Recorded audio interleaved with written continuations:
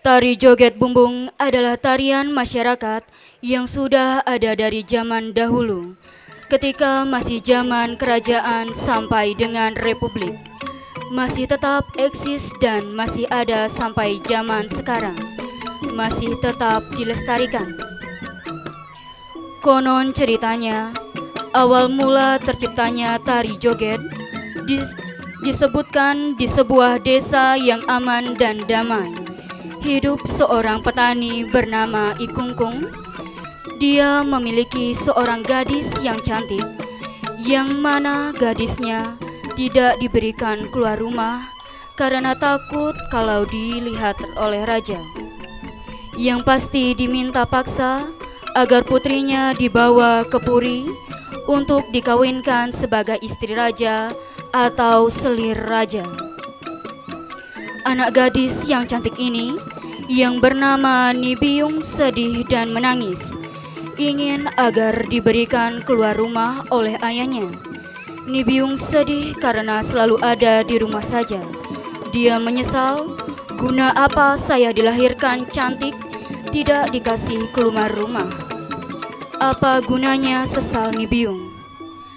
Akhirnya sang ayah Nibiung bingung dan berjanji kepada anaknya, "Kamu akan ayah kasih keluar rumah ketika padi di sawah sudah mulai menguning, untuk mengusir burung-burung dan belalang yang merusak buah padi, agar kelak padi dapat panen yang melimpah."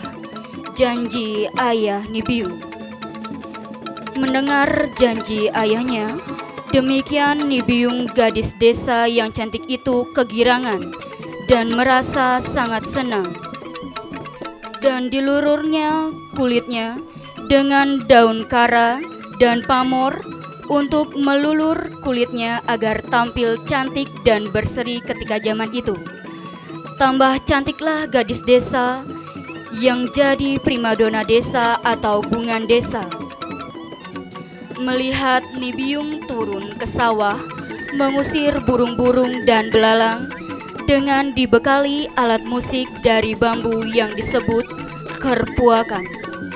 Dia memainkan jari-jarinya dengan alat musik bambu itu sambil menari, dan semua pemuda desa datang beramai-ramai, gembira melihat anak gadis yang sangat cantik itu. Sambil berjoget dikelilingi oleh pemuda-pemuda desa dengan musik bambu kerpuakan. Ketika banyak orang yang menari, burung-burung dan belalang kabur semua, dan hasil panen berlimpah. Melihat keramaian di sawah, seolah-olah ada pesta rakyat. Ikungkung berjanji 15 hari sebelum panen akan ada upacara. Singkat cerita, setelah 15 harinya tiba, Nibiung turun lagi ke sawah untuk perayaan upacara, diikuti oleh pemuda dan pemudi semua membawa musik bambu. Sebelum upacara panen dimulai, lagi-lagi musik kepuakan dari bambu mengalun, dan Nibiung pun kegirangan dan menari-nari.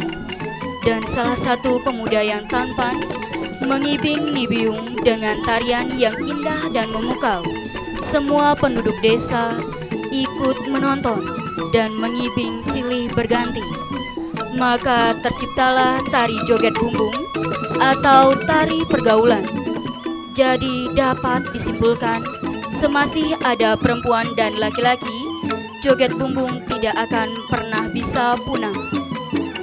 Dan mengenang atas perwujudan Nibiung, konon ceritanya diambil dari Kelontar Kertabumi bahwa Nibiung itu perwujudan Dewi Sri atau Betara Sri. Sehingga sampai sekarang, untuk penghormatan terhadap Betara Sri atas hasil panen yang berlimpah, maka upacara di sawah itu disebut upacara Biu Kungkung, mengenang kisah Nibiung dan Kungkung yang merupakan perwujudan dewi-dewi.